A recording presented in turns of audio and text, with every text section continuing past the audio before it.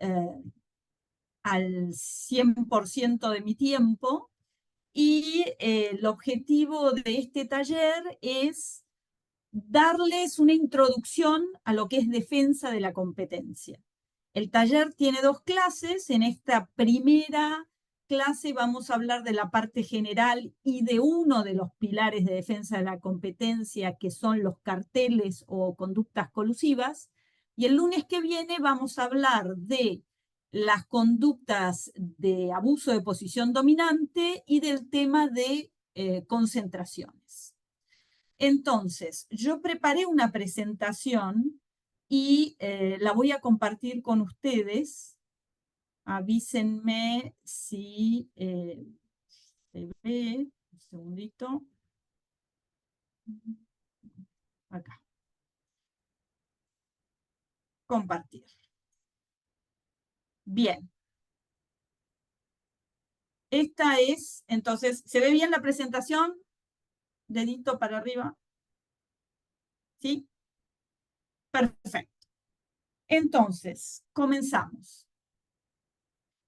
Esto es nada más que para darles una idea de qué es defensa de la competencia y por qué es importante. En el año 1990, solo los países en rojo tenían leyes de defensa de la competencia. Si ustedes ven ese mapa, van a ver que eran en América del Norte, Estados Unidos, en Canadá, en América del Sur, Chile y Argentina, exclusivamente. Ni siquiera Brasil en 1990 tenía ley de defensa de la competencia. Argentina tiene la ley más antigua de defensa de la competencia de toda América Latina. Desde 1923 se ha cumplido más de 100 años desde que tenemos ley de defensa de la competencia. Si bien la ley se fue modificando y hubo distintas leyes, tenemos un régimen de defensa de la competencia muy, muy antiguo, el más antiguo de Latinoamérica. En Europa era solo lo que en ese momento se conocía como Europa Occidental, la India, Australia y Japón. Actualmente, y este mapa también está un poco desactualizado, casi todos los países tienen defensa de la competencia. Toda Asia, toda América, y quedan algunos países de África que todavía no tienen un régimen establecido. Es decir, que la normativa de defensa de la competencia a nivel mundial existe y es entonces una materia que llegó para quedarse. No es una moda, no es algo que va a pasar de moda, sino que cualquier transacción internacional puede tener una arista de defensa de la competencia. Y por eso es importante que ustedes sepan de qué se trata. Entonces, ¿qué es defensa de la competencia? Yo siempre hago la comparación y asocio defensa de la competencia con el fair play del fútbol. Y lo que digo es que defensa de la competencia trata de evitar la cancha inclinada. Es decir, que todos los equipos y todos los jugadores jueguen en una cancha pareja. No quiere decir que son todos iguales, siempre hay alguno que es mejor que otro, siempre hay, Messi hay uno solo, pero juega en la misma cancha que los demás. Es decir, que todos tienen las mismas posibilidades. Entonces, las leyes de defensa de la competencia lo que tratan es de evitar el abuso o la distorsión de la competencia en los mercados, con el objetivo de proteger el interés económico general. ¿Y qué se entiende por interés económico general? Es el interés de los consumidores finales, es decir, de la sociedad. Es tratar de que los consumidores finales no paguen de más por un bien o un servicio porque no hay competencia en los mercados. Entonces, la ley actual que nos rige es la ley 27.442, que es una ley del 2018. Recuerden que yo les dije que hace más de 100 años que tenemos régimen de defensa de la competencia, pero esta es la ley actual. Y la ley tiene 3 pilares sobre los que se asienta la normativa de defensa de la competencia y son los que vamos a analizar en estos talleres. Primer pilar es los carteles o colusión, es decir, conductas colusivas o bilaterales, porque siempre ocurren con dos o más personas que se ponen de acuerdo para no competir y distribuirse un determinado mercado, esos son los carteles. El abuso de posición dominante, que es una conducta unilateral en la cual una empresa con posición dominante abusa de esa posición, y el control de fusiones, que es el pilar más administrativo. Es decir, mientras carteles y abuso de posición dominante son pilares conductuales donde lo que se sanciona son conductas anticompetitivas, en el control de fusiones lo que se hace, y lo vamos a ver en la clase que viene, es un control de transacciones. Determinadas transacciones tienen que pasar por defensa de la competencia. Entonces, en el artículo 2 de la ley, lo que vemos es que están prohibidos los acuerdos anticompetitivos o conductas coordinadas entre personas independientes para no competir. Y también se prohíbe el intercambio de información sensible o estratégica con ese objetivo de coludirse. El segundo pilar, que es el abuso de posición dominante, está prohibido en el artículo 3 de la ley, que prohíbe ciertas conductas unilaterales que se consideran abusivas cuando las realiza una empresa que tiene posición dominante y que tiene por fin debilitar o excluir competidores o perjudicar a los consumidores. Y finalmente, el control de concentraciones, la ley en su artículo 8 establece que ciertas transacciones económicas, cuando una empresa se compra a otra u otro tipo de contratos, pueden perjudicar la competencia cuando esa transacción tiene por efecto disminuir la competencia. Entonces, los tres pilares tienen el mismo objetivo: preservar la competencia y proteger el interés económico general, entendido como el interés de los consumidores. ¿Dónde se aplica la ley de defensa de la competencia? El ámbito de aplicación en Argentina, y esto sirve para todas las leyes porque todas tienen ámbitos muy similares, se aplica a todas las personas, físicas, jurídicas, públicas, privadas, con o sin fines de lucro, siempre que realicen sus actividades económicas en el territorio argentino, o que si las realizan fuera de la Argentina, esas actividades tengan efectos en el mercado nacional. Por eso la ley de defensa de la competencia tiene efecto extraterritorial. No importa dónde se produce la conducta o la transacción, sino qué efecto va a tener en el territorio argentino. ¿Y quién aplica la ley de defensa de la competencia? Bueno, acá tenemos, en esta filmina, vamos a ver que tenemos dos posturas. Lo que ven en el medio es lo que dice la ley. La ley 27442 prevé una autoridad autónoma y autárquica que depende exclusivamente del Poder Ejecutivo Nacional. Esta Autoridad Nacional de Defensa de la Competencia está conformada por un tribunal de defensa de la competencia con 5 miembros que tienen que ser abogados y o economistas, y de la cual dependen 2 secretarías, una que instruye conductas anticompetitivas y otra que analiza concentraciones económicas. Esto es lo que dice la ley. Y lo dijo también la ley anterior, desde 1999 que estamos con este proyecto de una autoridad autónoma. Ningún gobierno la creó. La realidad es que lo que tenemos hasta ahora es esto: una autoridad que no es ni autónoma ni autárquica, que depende del Poder Ejecutivo Nacional y del Ministerio de Economía, y que es una autoridad bifronte. ¿Por qué?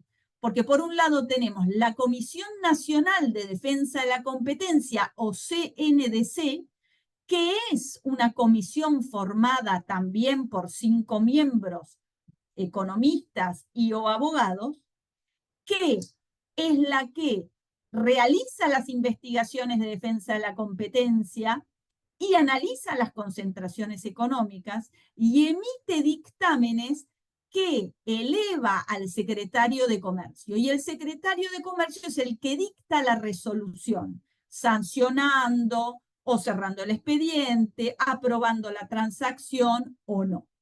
Esto es lo que tenemos hasta ahora. La verdad sea dicha, actualmente se acaba de abrir un nuevo intento de concurso de defensa de la competencia. Vamos a ver si esta vez tienen éxito y se nombra finalmente al tribunal como una autoridad autónoma y autárquica, que sería muy bueno que por una vez la ley y la realidad coincidan. Las decisiones del secretario de Comercio, de la CNDC o del tribunal cuando se constituya, ¿son apelables? Sí. ¿Ante quién? Si la conducta se realiza en la ciudad de Buenos Aires, ante la Cámara Nacional de Apelaciones en lo Civil y Comercial Federal. Si la conducta se realiza en el interior del país, ante la Cámara Federal de Apelaciones que corresponda por la jurisdicción. La ley también prevé la creación de una sala especializada en defensa de la competencia que todavía tampoco se constituyó. Es decir, que por ahora las 3 salas actuales de la Cámara Federal Civil y Comercial son las que resuelven en el ámbito de la Ciudad de Buenos Aires las apelaciones por conductas anticompetitivas o los tribunales de apelación federales del interior del país. ¿Cómo se inician las investigaciones? Se pueden iniciar por denuncia de cualquiera, de competidores, distribuidores, de consumidores. La única denuncia que no se admite en defensa de la competencia es la denuncia anónima. Está prohibida porque toda denuncia tiene que estar suscripta por un denunciante. Pero todo tipo de denuncias son admisibles. Y después las investigaciones también se pueden iniciar de oficio, es decir, la propia Comisión de Defensa de la Competencia puede iniciar una investigación si decide, si llega a saber, por ejemplo, de una transacción internacional que no le fue notificada en Argentina o de una investigación que se realiza en otra jurisdicción y quiere saber qué pasa en Argentina, o sea que las investigaciones también pueden ser de oficio.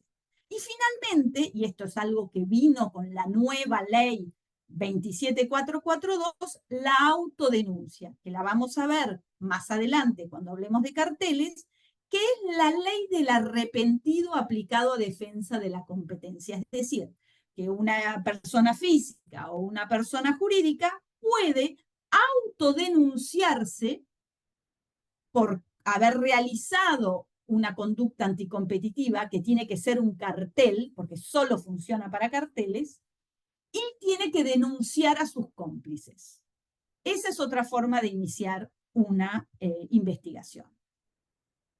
La Autoridad de Defensa de la Competencia tiene amplios poderes para investigar. Puede requerir informes tanto dentro del país como afuera, puede exigir la presentación de todo tipo de documentos, puede llevar a cabo allanamientos o secuestros, siempre con orden judicial, realiza audiencias testimoniales, puede traer a terceros, puede citar a las partes investigadas, hacen pericias contables, hacen estudios económicos y tiene la potestad de sancionar con multas diarias de incumplimiento a aquellos que no cumplan con sus órdenes cuando pide información, etc. Entonces, vamos a hablar ahora específicamente de conductas, es decir, de los 2 primeros pilares. ¿Y cuáles son las conductas que se sancionan? Las unilaterales, hechas por una empresa que tiene posición dominante y abusa de esa posición dominante, y las colusorias, que son realizadas siempre entre dos o más personas físicas o jurídicas que se ponen de acuerdo entre ellas para no competir y repartirse los mercados. Hoy nos vamos a centrar en las colusorias y la clase que viene vamos a hablar de las unilaterales. Pero antes de hablar específicamente de esas conductas, hablemos de las sanciones. La ley prevé sanciones a las personas físicas y sanciones a las empresas. En algunos casos, la ley no diferencia entre persona física y persona jurídica, y en otros casos, sí. La primera sanción es la multa, que ahora más adelante la vamos a analizar en detalle. La multa, la ley no prevé diferencias entre personas físicas y personas jurídicas para fijar una multa.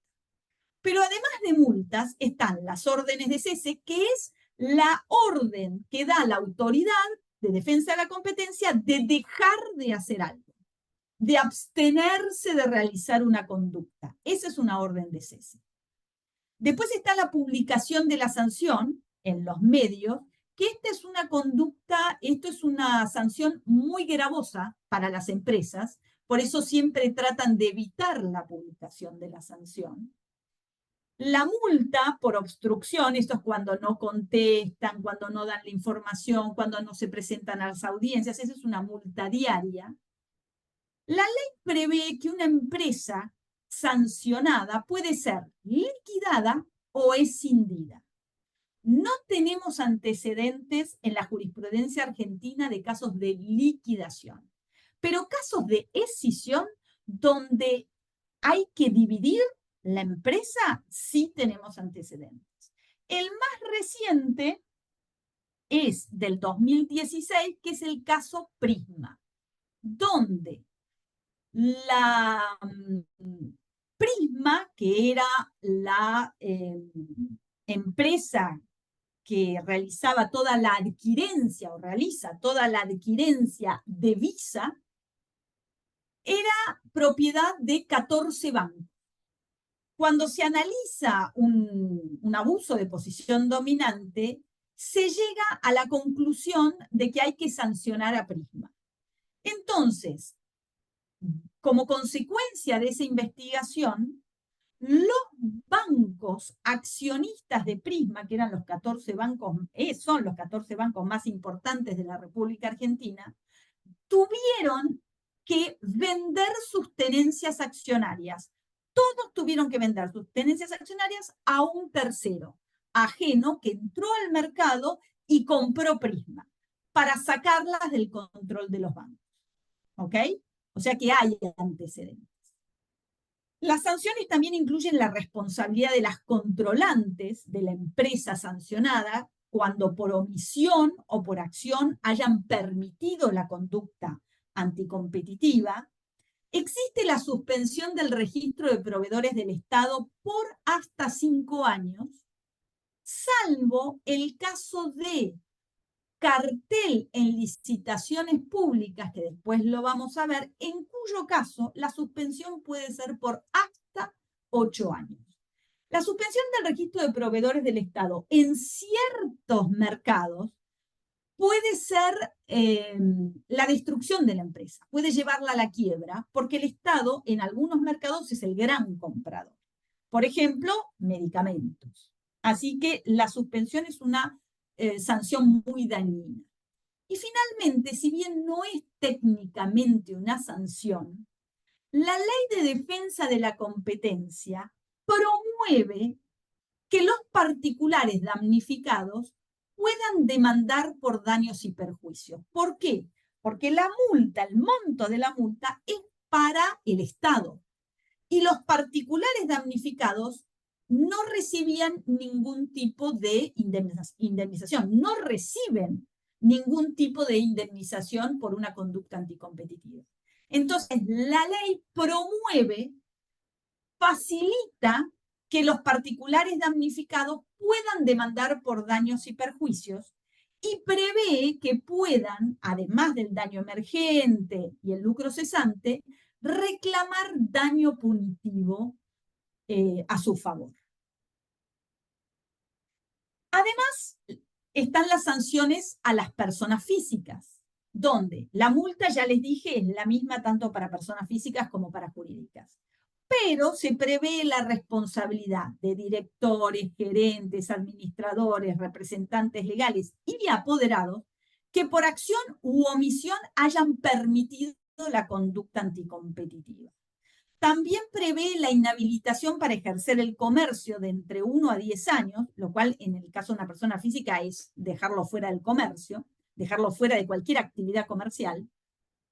La multa por obstrucción y las demandas por daños y perjuicios, también para personas físicas. Acá ven que aparece algo que dice sanción de prisión de 6 meses a 2 años. Esto no está en la Ley de Defensa de la Competencia, sino en el Código Penal. En el artículo 300 del Código Penal se prevé una sanción de prisión de entre 6 meses y 2 años para personas que participen de un cartel de precios, es decir, que se pongan de acuerdo para fijar el precio de mercaderías. El Código Penal es muy antiguo, es de 1921, con lo cual la redacción quedó un poco antigua. Pero para el cartel de precios, que después vamos a ver, está prevista esta sanción. Como no está en la ley, sino que está en el Código Penal, es una sanción que solo puede ser aplicada por un juez penal, no por las autoridades de defensa de la competencia. Y si la pregunta es si existen antecedentes de sanciones de prisión, la respuesta es no. No hay ningún antecedente de una sanción de prisión por cartel de precios. Siempre vuelve sobre la mesa la posibilidad de penas de prisión, pero en realidad no tenemos antecedentes. Y ahora vamos a hablar específicamente de las multas. La multa de la Ley de Defensa de la Competencia actual es muy gravosa. Prevé que hay 2 posibilidades de hacer el cálculo y que hay que tomar el mayor de estos 2, es decir, o hasta el 30% del volumen de negocios que corresponda a los productos o servicios que están involucrados en el acto ilícito, multiplicado por la cantidad de años que duró la conducta, o hasta el doble del beneficio económico que haya reportado el acto ilícito. Estos 2 métodos de cálculo son muy difíciles para la autoridad de defensa de la competencia. Entonces, lo que habitualmente ocurre es que se aplica lo que dice acá, una multa de hasta 200 millones de unidades móviles. Ahora les voy a explicar de qué se trata. Hasta la ley 27442, las multas, estaban en monto fijo. ¿Qué quiere decir? Que no se actualizaban. Con lo cual, el efecto disuasorio a lo largo del tiempo fue cada vez menor. En el año 1999, cuando se fija este monto máximo de 150 millones de pesos, equivalían a 150 millones de dólares, porque estábamos en la convertibilidad. Para el 2018, estos 150 millones de pesos eran un chiste. Como habían perdido todo efecto disuasorio, se establece en la ley actual que todas las multas se calculan en unidades móviles y que esas unidades móviles se actualizan una vez al año por índice de precios al consumidor. Por este año 2025, 200 millones de unidades móviles equivale a más de 220.000 millones de pesos, es decir, 201 millones de dólares aproximadamente. Y el año que viene se va a volver a actualizar. Esto se viene actualizando todos los años a principio de año desde que rige la ley 27442. O sea que son montos grandes, importantes, que deberían preocupar a las empresas. Muy bien, y ahora vamos a hablar específicamente de carteles. Entonces, ¿qué es un cartel? Un cartel es un acuerdo anticompetitivo para no competir. El cartel es la conducta más dañina en defensa de la competencia, la que más daño hace al interés económico general. Por esa razón, es la conducta que se sanciona con más severidad. También es la más difícil de probar, porque es muy difícil de probar una cartelización.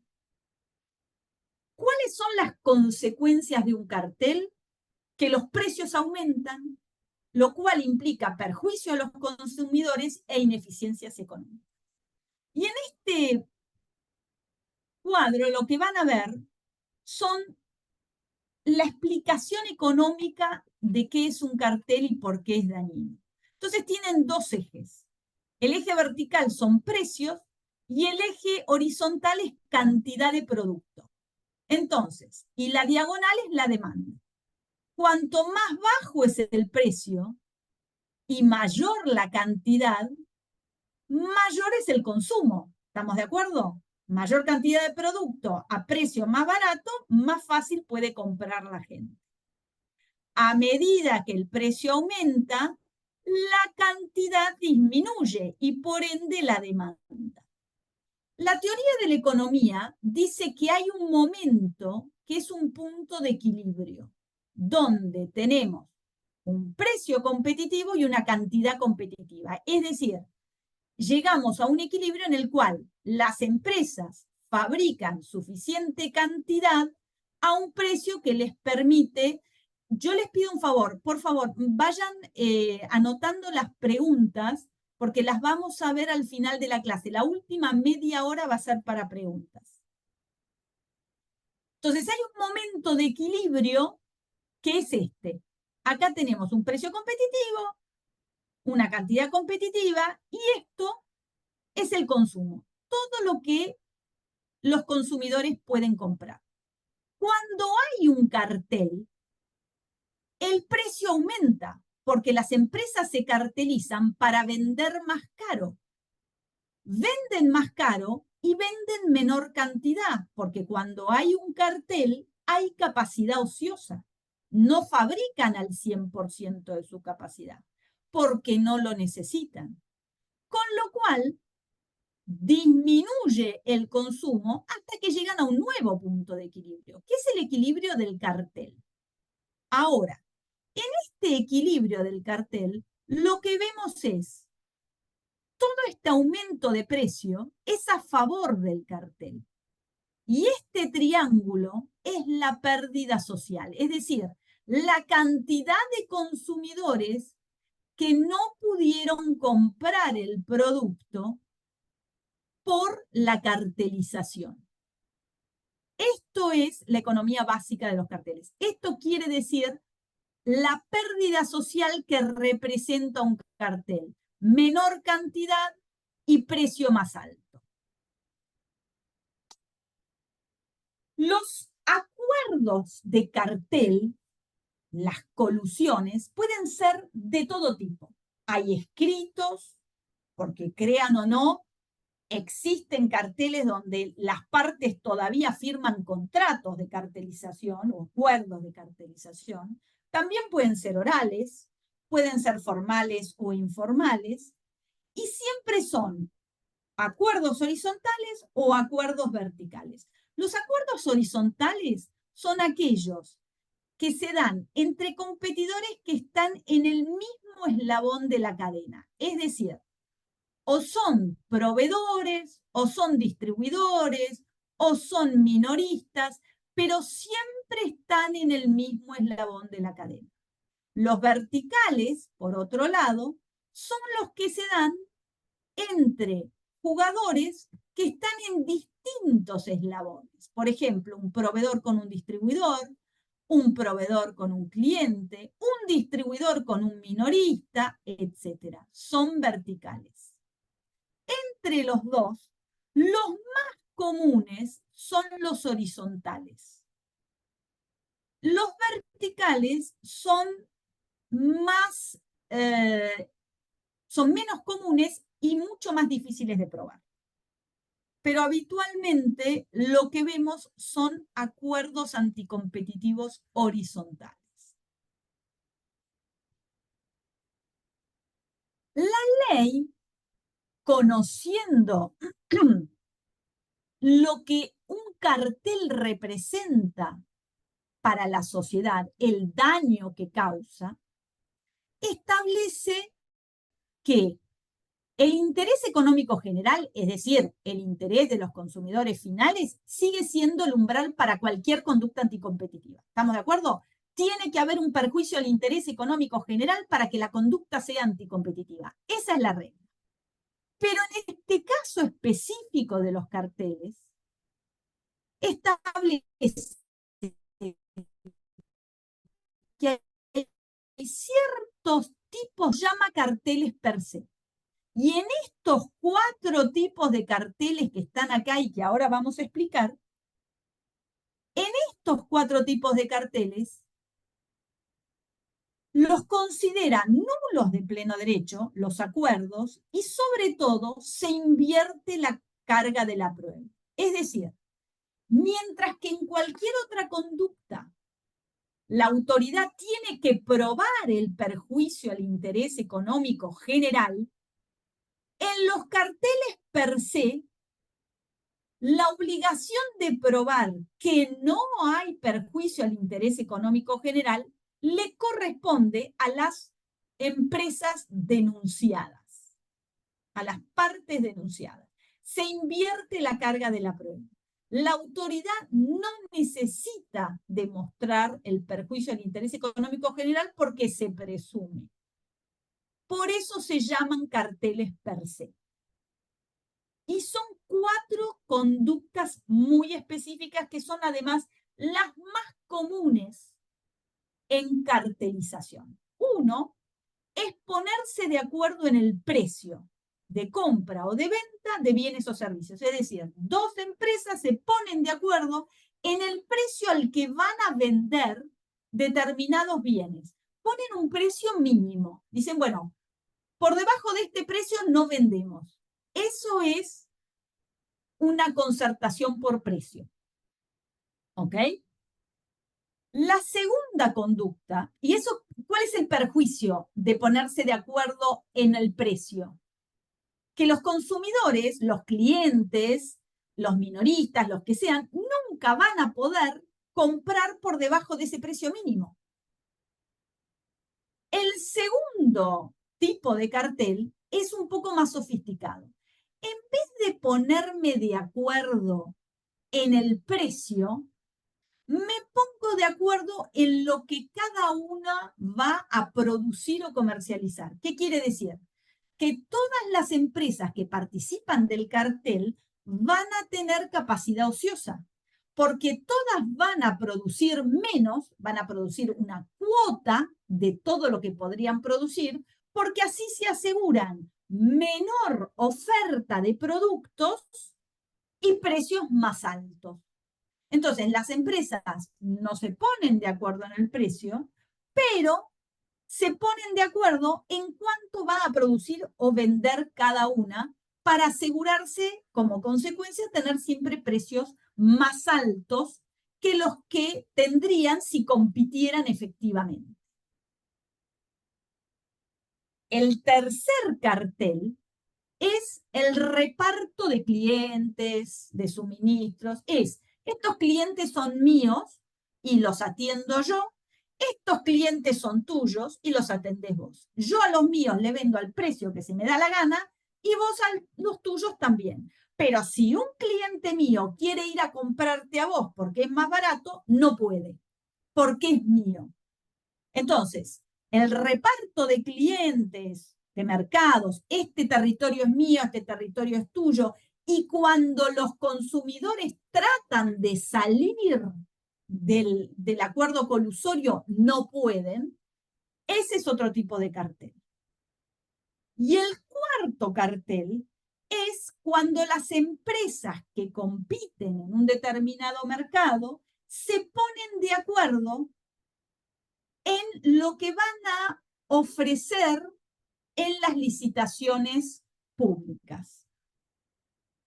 Generalmente ocurre en licitaciones públicas. Puede pasar en licitaciones privadas, pero lo más común es cuando el Estado compra, que compra grandes cantidades, entonces llama a licitación y las empresas competidoras, en vez de verdaderamente competir por precio y ofrecer un precio más barato, se ponen de acuerdo entre ellas y dicen, esta licitación es mía, la próxima es tuya, la tercera le corresponde a Pedro, y así. Con lo cual, eso les permite ofrecer precios más altos que los que deberían ofrecer si realmente compitieran. ¿Ok?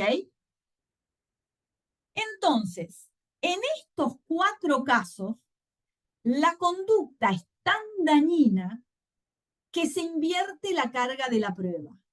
Y el que va a tener que probar que no hubo perjuicio al interés económico general son las empresas o personas acusadas de estar cartelizadas.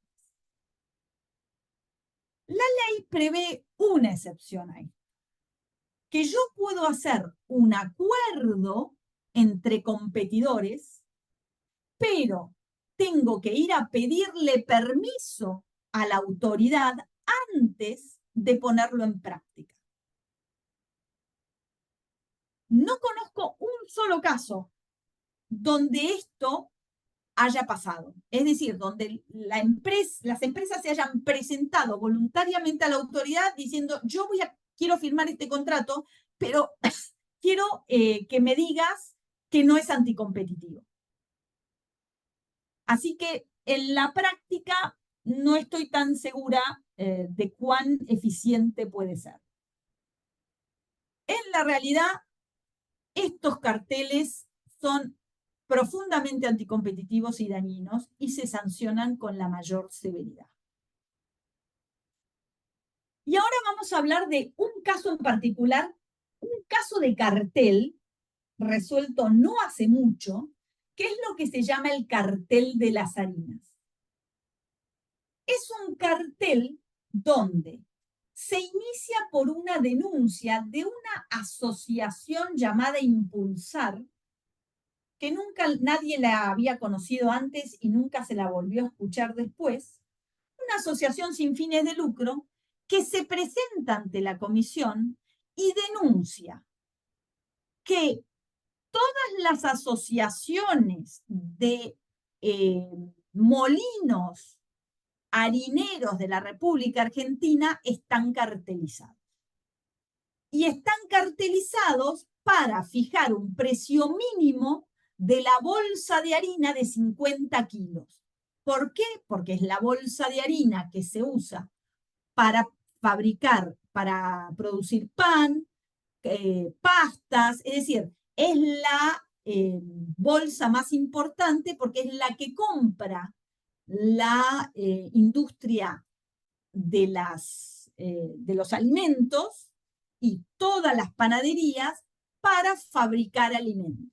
Entonces, esa bolsa de harina, lo que dice la denuncia es que todas las asociaciones de molinos que lo que hacen esas asociaciones es juntar a todos los molinos de la República Argentina, que son muchísimos a lo largo y a lo ancho de la República, todas estaban cartelizadas para fijar un precio mínimo de la bolsa de harina. Entonces, lo que hace Impulsar es no solamente hacer la denuncia, sino que aporta prueba. ¿Y qué prueba aporta? Por un lado, aporta un borrador de un acuerdo general de defensa de la competencia, así lo llaman, del sector molinero, donde se establece en ese acuerdo que tienen que firmar todos los molinos, y que lo firmaron, para abstenerse de comercializar harina de trigo por debajo de los costos de referencia. Costos de referencia en realidad es una forma elegante de decir precio mínimo. Por debajo de este precio no podés vender. Y que si vendían por debajo de ese costo de referencia, los iban a sancionar. Los costos de referencia o el precio mínimo lo fijaba la comisión directiva de FAIM, que era la Federación de la Industria Molinera, que es la asociación más grande. Y si vos vendías por debajo de los costos de referencia, te imponían una multa. Te investigaban y la sanción de multa que te imponían era un título ejecutivo. Y las empresas que firmaban este acuerdo tenían que permitir que se realizaran inspecciones, auditorías, y que la información era confidencial, solo se iba a usar para sancionar. Y había un modelo de carta de adhesión. Cuando les digo que los acuerdos colusivos pueden ser escritos, este es un ejemplo típico, y no tiene tantos años, estamos hablando de 2013, 2014, donde se hizo este acuerdo.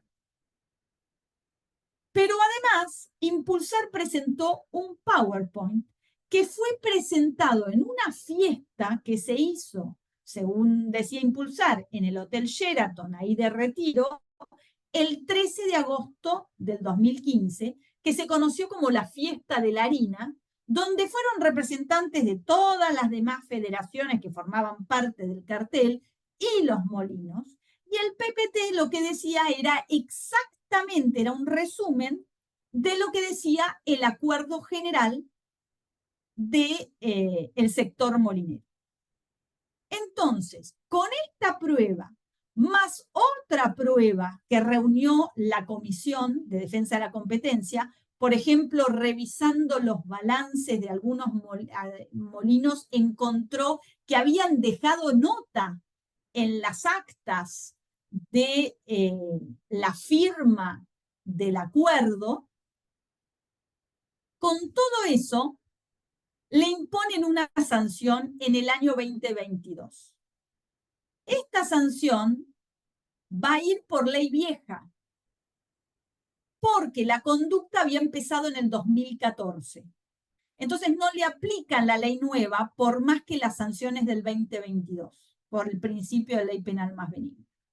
Entonces le aplican el máximo de la multa, 150 millones, a FAIM y a Molca. Molca es Molino Cañuelas.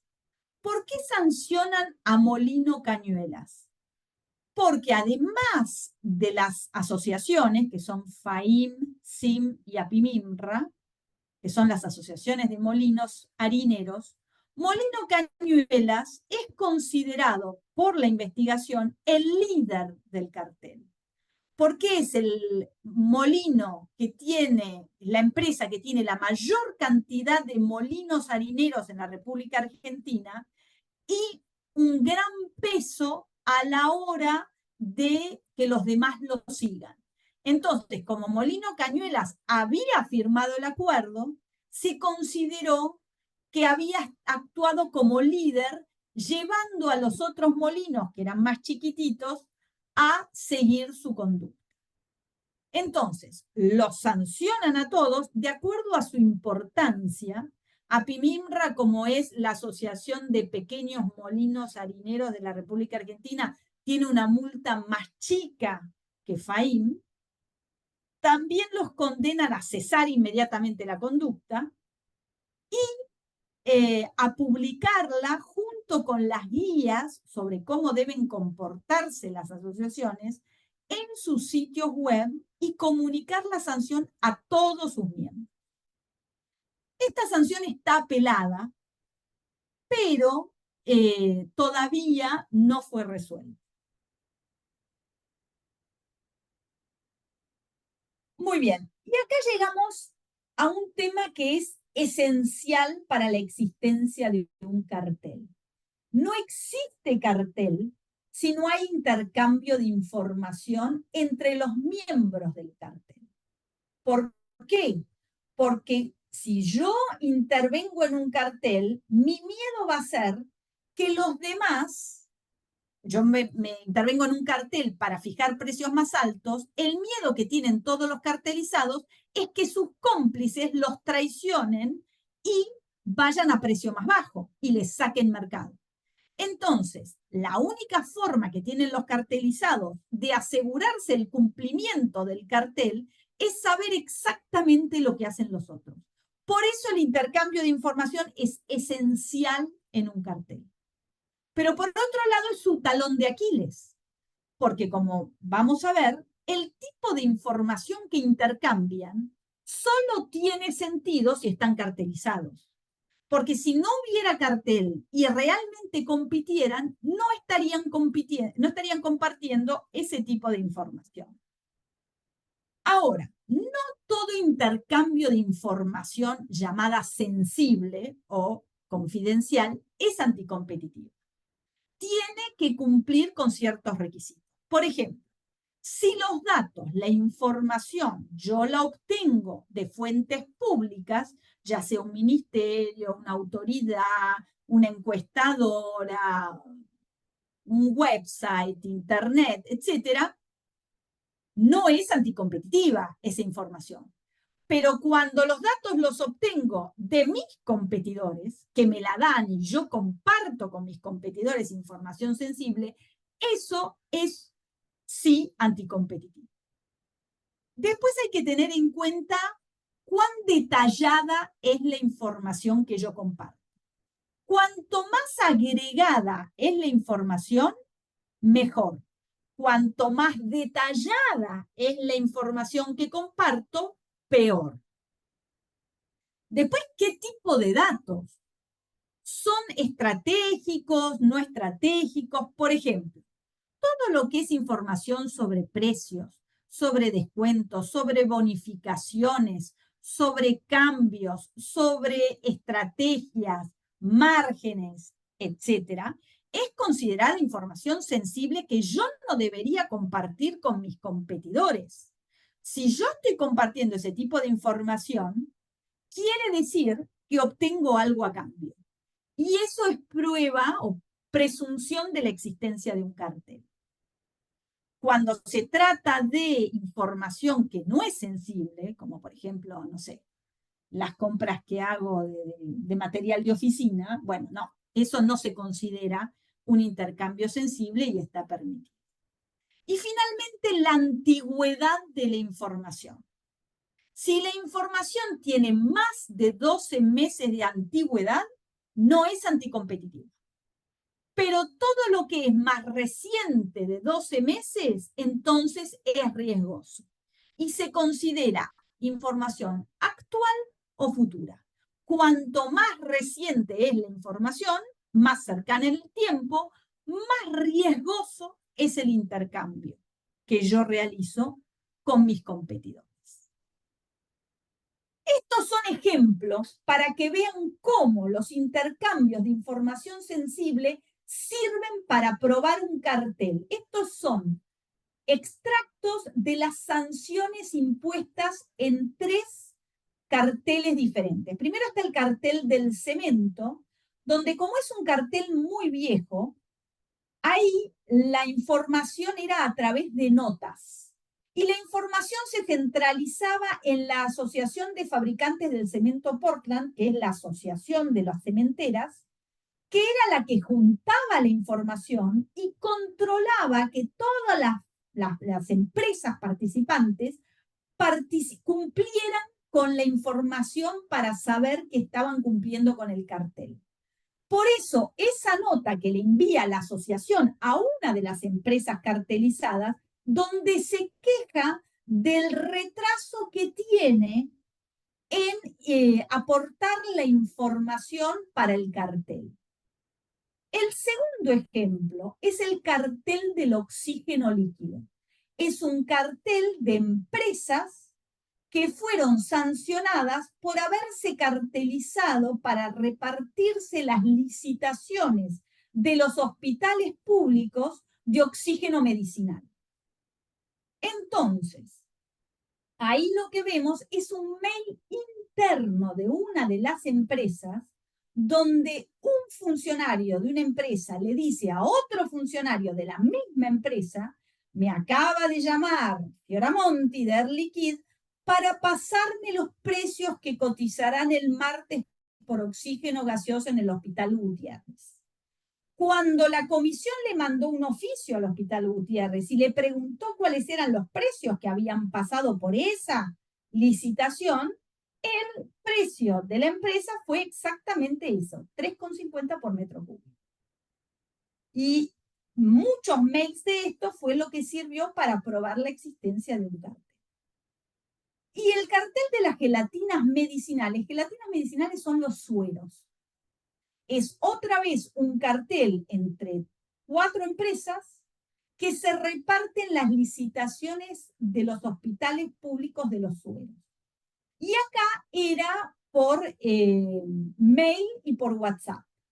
Entonces, fíjense, el primero, lamentablemente no se han cumplido con los números pactados. Sigo pensando que el diálogo y los acuerdos, si se respetan, son más favorables para todos. Alguien se estaba quejando. Y el mejor es el último. Ojo con lo que se escribe en los mails. Por favor, arbitra los medios para que esto no siga ocurriendo. Por favor, elimina el mail después de leerlo. Obviamente, el que no eliminó el mail fue el que lo mandó. Y entonces, cuando hacen los allanamientos, porque todo esto se obtiene a través de allanamientos en las empresas, obtienen toda esta información.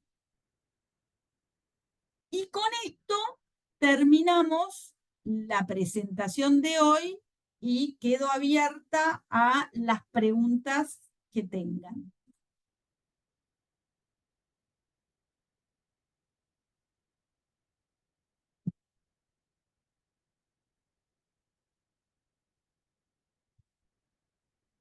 A ver. Bueno, Nancy Cuarrachino primero.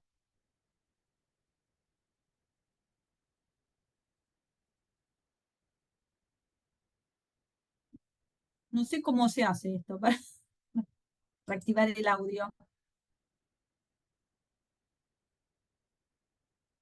No sé, esto yo no lo puedo hacer, ¿no? Doctora, un gusto. Ahí está.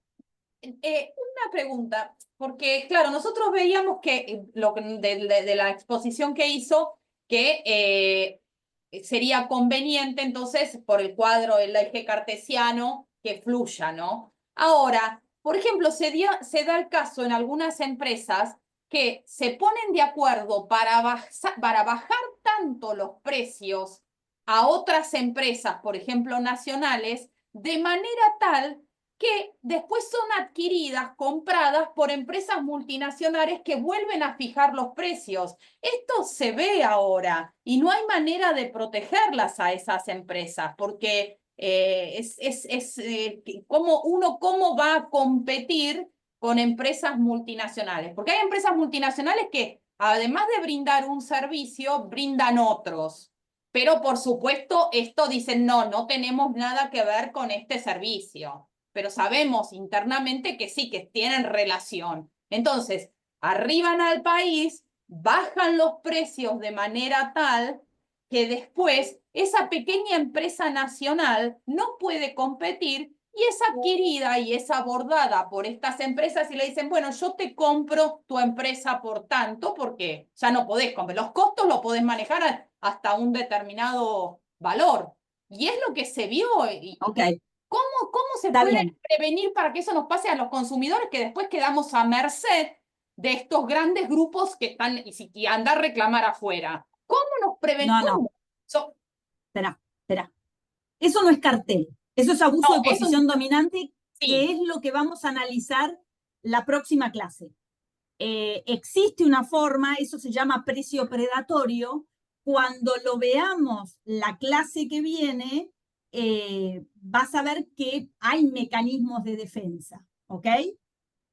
Pero eso lo vemos la próxima clase. Si me pongo a explicar ahora, perfecto. No vamos a llegar. Pero quédate tranquila que la... Y una de las cosas Sí, que me preocupa es sobre todo, usted acá habló del tema de oxígeno líquido, lo conozco el tema, pero por ejemplo de las empresas, de las prepagas, las prepagas que son cuántas empresas acá y se ponen de acuerdo y nosotros quedamos en el medio de esto y los consumidores, los más vulnerables.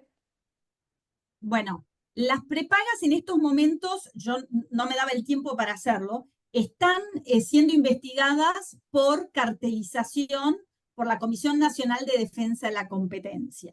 Hay una investigación en marcha donde fueron acusadas de cartelización. Hubo una medida cautelar, la medida cautelar ya se levantó y la realidad es que no se puede, o sea, se podría evitar los abusos, pero para eso tendría que haber una legislación que fue eliminada. Con lo cual, ahora no hay muchas herramientas en estos momentos para eso. Por ¿Ok? eso habría, Pero sí hay una investigación. acá desde los consumidores y desde las asociaciones de consumidores, ¿por qué están la vida de los chicos de por medio, de los Sí, empleados? sí, ya sé, Uno va a la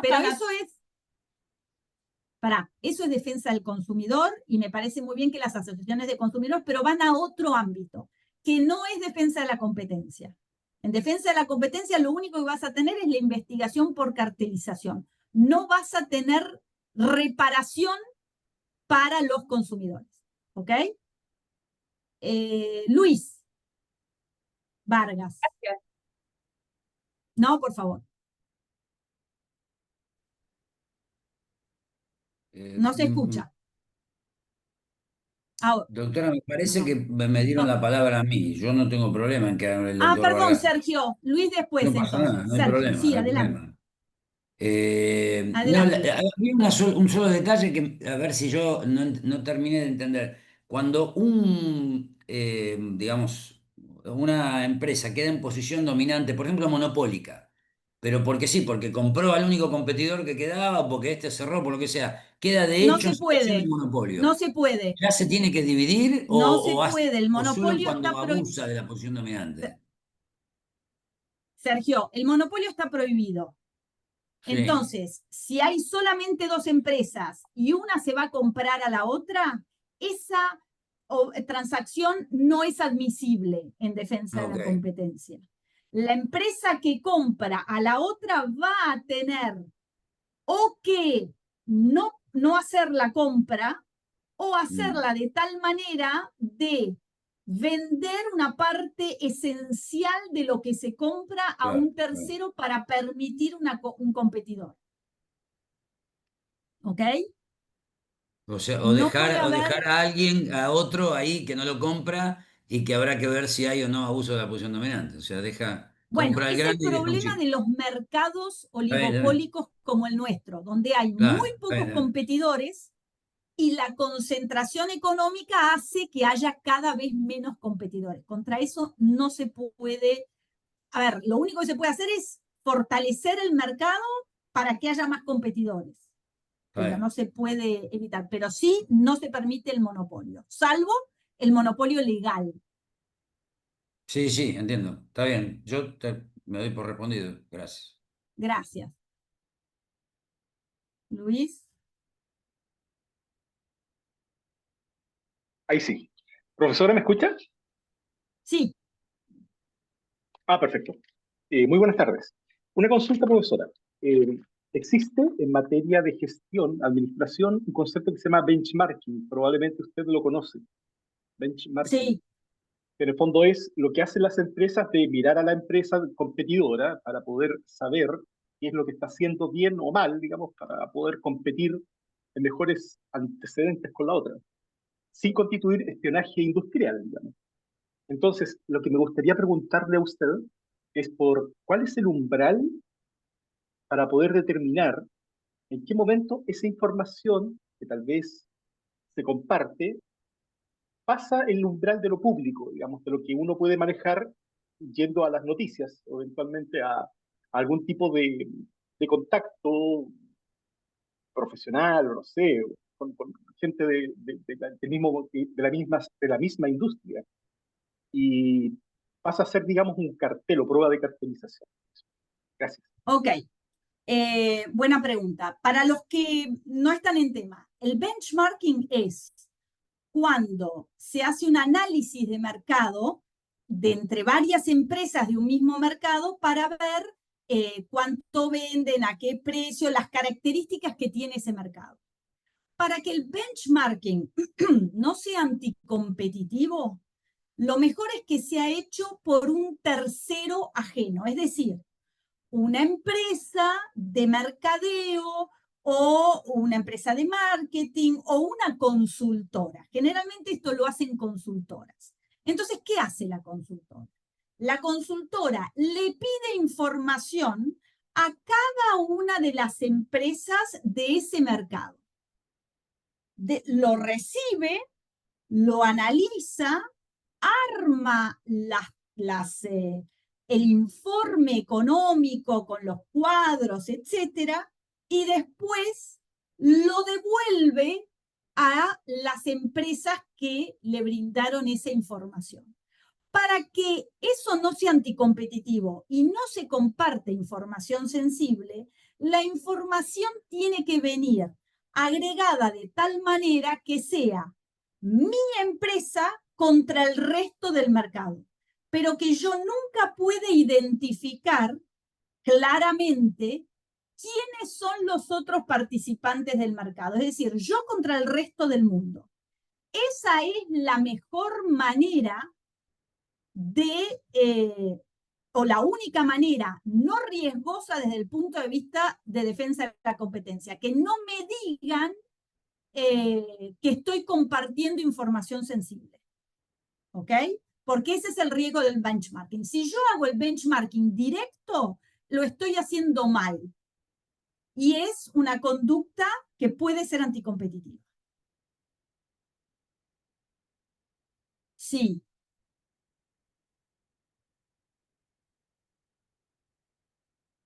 Alejandra.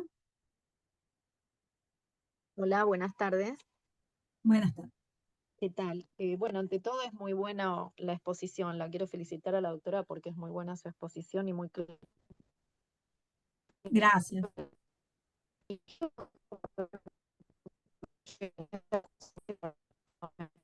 No, no le escucho. Alejandra, perdóneme, pero de golpe no se le escucha más.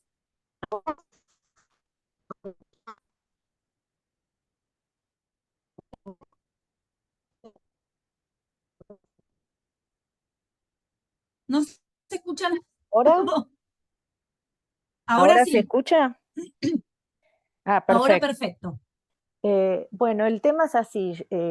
Yo si bien lo llevé a la defensa del consumidor, pero quería escuchar su apreciación sobre este tema.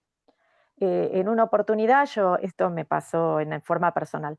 En una oportunidad yo había podido comprar un ticket por intermedio de una publicación del diario, de lo cual esa publicación era con un precio determinado donde se podía pagar en cuotas.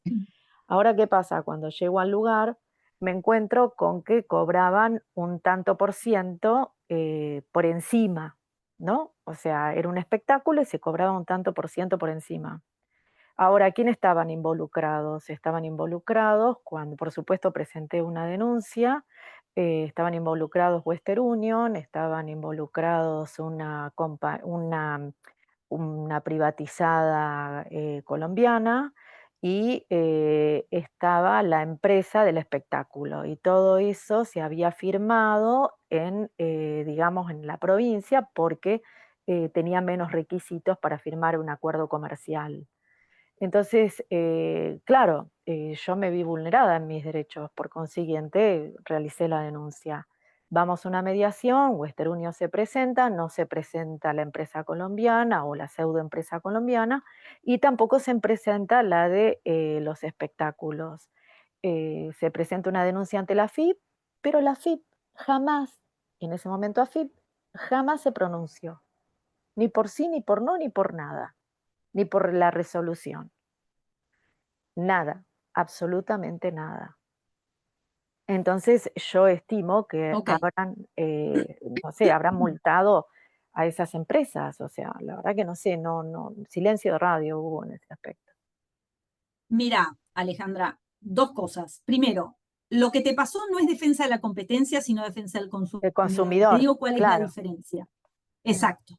¿Por qué no es defensa de la competencia? Porque para que haya una conducta anticompetitiva tiene que haber un perjuicio al interés económico general de todos los consumidores de un determinado mercado, no de uno en particular.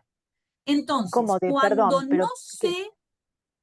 perdón, Sí, a ver, ahí había muchos consumidores perjudicados. no importa, O no sea, tienen que ser importa. todos de Para la que misma línea. funcione, claro, lo tuyo es un perjuicio personal. Entonces va por defensa del consumidor y no por defensa de la competencia. Claro, El porque problema tienen que que tenemos competir con entre ellos. defensa del consumidor es que no siempre obtiene buenos resultados. Esa es la verdad. Pero no es defensa de la competencia. Claro, es netamente del consumidor, porque en realidad cuando Sí, estamos hablando, por más que se hablen de todas las empresas que pertenecen a la misma línea, por ejemplo las harineras, que perjudican a los consumidores. En realidad, pues, claro, pero en este caso, al ser de cartelización, es evidentemente exclusivamente de toda la misma línea, que es la harina. mm, Perfecto, claro. gracias, doctora. No, por favor. Sí,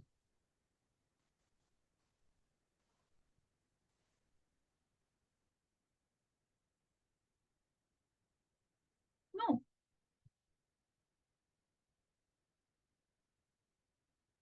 Hola, Buenas tardes, doctora. ¿Cómo le va? Mucho gusto. buenas tardes. Le consulto, creo haber escuchado al comienzo de su clase que la Ley de Defensa de la Competencia también es aplicable para entidades sin fines de lucro.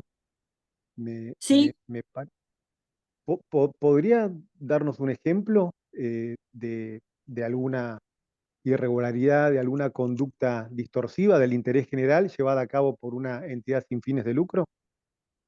Como en general son cuestiones eh, comerciales, cuestiones de mercado.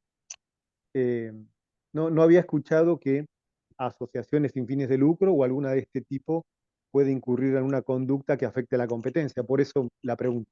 Y gracias. es una buena pregunta. No tengo en este momento ningún ejemplo para recordar, porque cuando las tengo son como denunciantes y no como denunciados, como es el caso de esta Impulsar en el caso del cartel de las harinas. Tendría que buscar, pero te prometo buscarlo para la clase que viene. Espera que me lo anoto. Un ejemplo, si hay algún ejemplo de sin fines de lucro que haya sido Bueno, sancionado. muchas gracias. Lo dice la ley, pero no recuerdo ningún caso ahora, no. No hay problema, no Pero, hay problema. no, Lo pero podemos es una buena conversar pregunta, no luego. sé la respuesta, voy a averiguar. No hay problema. Muchas gracias. No, por favor. Sí,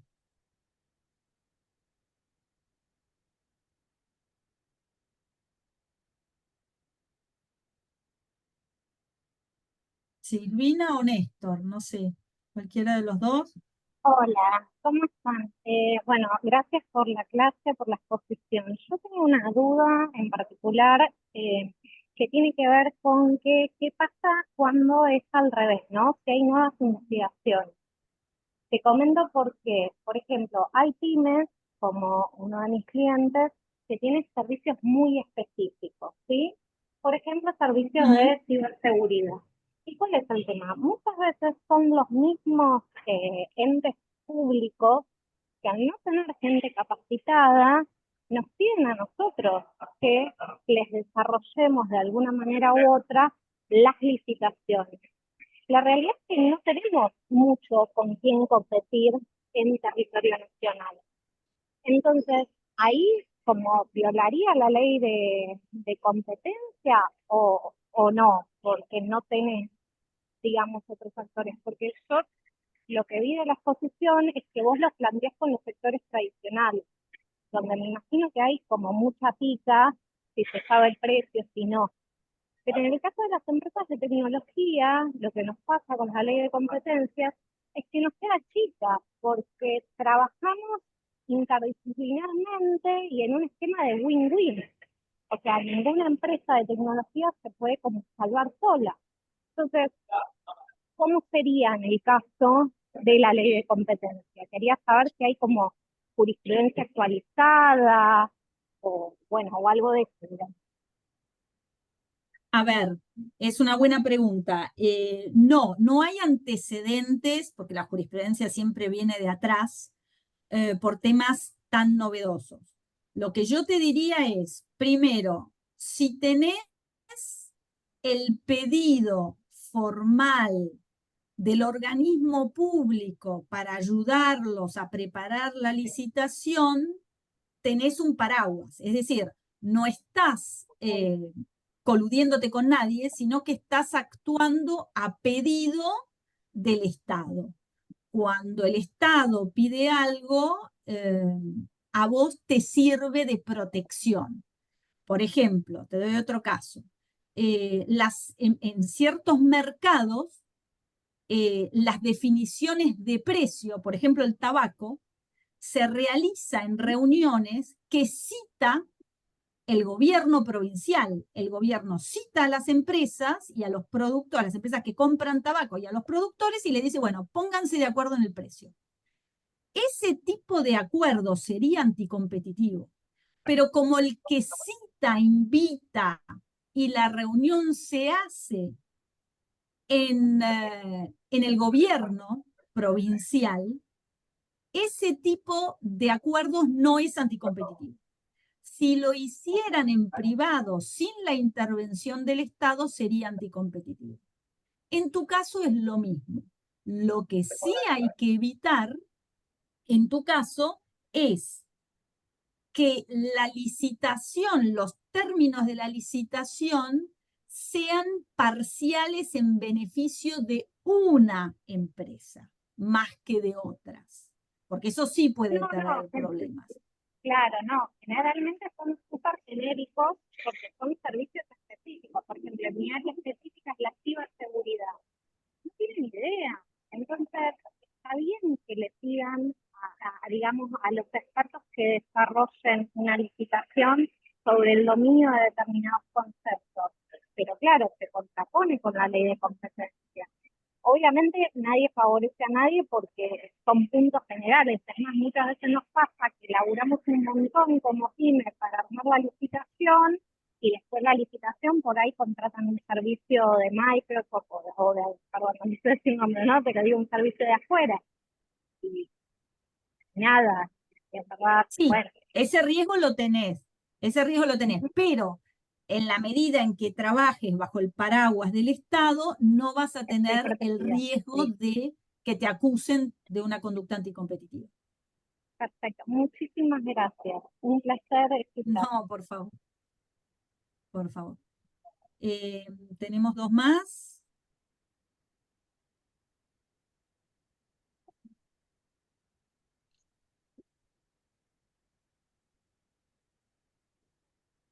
Manuel.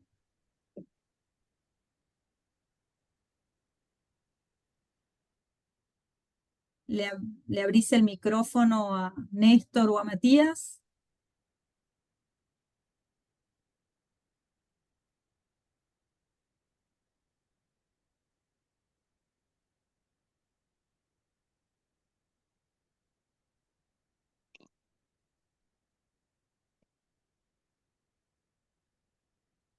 Manuel, ¿le podés abrir el micrófono a alguien más?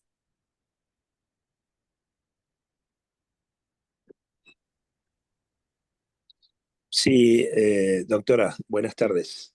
Sí, ¿Qué buenas tal? tardes. Le pido disculpas ante todo y no puedo, no sé qué pasa, no puedo activar el video. Así que, No, lamentablemente, bueno, le agradezco mucho.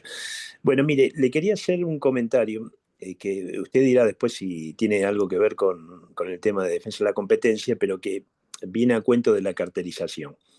Yo, además de abogado, soy ingeniero civil. Entonces, trabajé unos cuantos años haciendo obras para distintas entidades del Estado y la verdad que me agoté y terminé trabajando ahora siempre con la parte privada.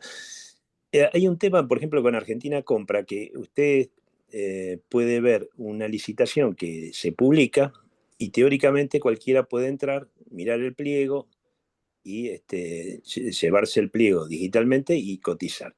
Después hay cláusulas que quizás hacen un tamiz por capacidad o por lo que sea, y entonces muchas veces, funciona en doble sentido. Funciona que cotizan una obra determinada, un montón de empresas, estamos hablando de obras de ingeniería, ¿no? Cotizan empresas que son muy grandes para una obra chica, con lo cual le propician a alguien que ellos ponen como subcontratista y termina ganando esa empresa, porque los valores de las empresas grandes son muy superiores. O al revés, cotizan un montón de empresas chicas a valores que están fuera del mercado y termina ganando una empresa grande que dicen, bueno, esta empresa por renombre, por capacidad, todo lo demás, es la que conviene. Y la verdad que a mí me ha pasado participar en licitaciones que yo veía que dejaban los sobres, estaban todos en el mismo acto, y después me llamaban 2 meses después con una obra que la verdad que con el tiempo que había transcurrido no me interesaba demasiado, y después me enteraba por la gente de compra de esa repartición que todos los demás sobres estaban en blanco, o sea que me habían dejado a mí con esa obra, ¿no? Pero bueno, le quería comentar eso, y eso no sé si tiene algo que ver con el tema de defensa de la competencia, pero sí es una forma de cartelizar un poco las licitaciones, ¿no? Y sí, es una forma de cartelización, ahí habría que haber investigado. En su momento, el tema obra pública se investigó a través de una investigación por cartelización de la obra pública como consecuencia de la causa Cuadernos, pero esa investigación se terminó cerrando porque no se pudo probar la cartelización. Lo que se diferenció en ese caso fue que sí podía haber habido pagos indebidos a funcionarios públicos, pero eso, que es corrupción, no forma parte de defensa de la competencia. Entonces eso se investiga en la causa penal, no en la causa, no en la investigación administrativa de defensa de la competencia. Y por eso Claro, se cerró la causa. claro, claro. Pero Sí, bueno, sí, pasan, son sí, cosas. yo he trabajado en la década del 80 en una empresa vial que llamativamente cuando ingresé a la empresa vi que había más gente que había trabajado en vialidad que en otras empresas. Y después me di cuenta por qué, porque iban a vialidad, sacaban a la gente de vialidad, le ofrecían un mejor haber y la llevaban a la empresa, prácticamente no hacían nada, y cuando había algún tema específico del sector donde ellos habían trabajado en vialidad, ahí iban y recurrían. Por eso este tema de Lázaro Báez y todo esto que se vino viviendo, a mí mucho no me asombra, porque es un tema que viene de hace 30, 40 años, ¿no? Y que evidentemente hasta ahora, por lo menos, no sé si tiene cura. Lamentablemente es así. Sí, sí, bueno, pero de vuelta, eso ya es un tema más de corrupción que de Sí, defensa de la competencia. sí. Bueno, le agradezco la charla, muchísimas gracias, No, muy por amable. favor, Gracias. al contrario. Matías, Sí, ahí le doy la palabra. Ahí ya puedes reactivar el micrófono. Ahí va. ¿Qué tal? Bueno, muchas hola. gracias también por la charla muy clara. Mi duda es respecto de las facultades de la Comisión Nacional de Valores cuando la conducta anticompetitiva es realizada por un sujeto que no está radicado en el país y es una empresa extranjera, por ejemplo. O sea, ahí es, no sé, hay un caso bastante claro que me viene en la cabeza de otros mercados, por ejemplo, no sé, Apple tiene una posición dominante respecto de las soluciones de pagos en sus dispositivos que no permiten que otros jugadores, otras billeteras de pago, procesen pagos a través de sus teléfonos, sino solamente su propia solución. Hay antecedentes de esto en Europa, también denuncias en Brasil, y lo que me preguntaba, o lo que me trae ese caso es cómo funcionaría esto en una situación en la que Apple no está radicado. Si bien presta servicios a nivel local, no tiene una radicación a nivel local, como sería o cómo avanzaría o no la CNB en una eventual denuncia de ese estilo o de otra empresa que preste servicios con una posición dominante, pero que no esté radicada en el país. Ese era un poco un caso que me generaba dudas. Porque bueno, Ok, con lo que me quedé es que la CNB tiene que cuidar las condiciones del mercado y al final es una conducta que genera efectos en el mercado, distorsionando la competencia, ¿no? El actor tal vez no hay sí, legitimidad, pero sí para la conducta. Entonces, esa era la duda que me había quedado. ok. Una aclaración, es CNDC, no CNB, porque la CNB es la Comisión Nacional de Valores y es otro tema. Es una buena pregunta. Sí, tiene efecto extraterritorial. Hemos tenido casos donde alguna empresa no estaba radicada en Argentina, tenía su casa matriz afuera, y ahí hay que notificarla por exhorto diplomático la primera vez para intimarla a constituir domicilio y un asesoramiento letrado en Argentina. Y entonces, la empresa, una vez debidamente notificada por exhorto diplomático, se tiene que presentar en Argentina y nombrar un abogado y constituir un domicilio para toda la investigación y la información que se le solicite acá.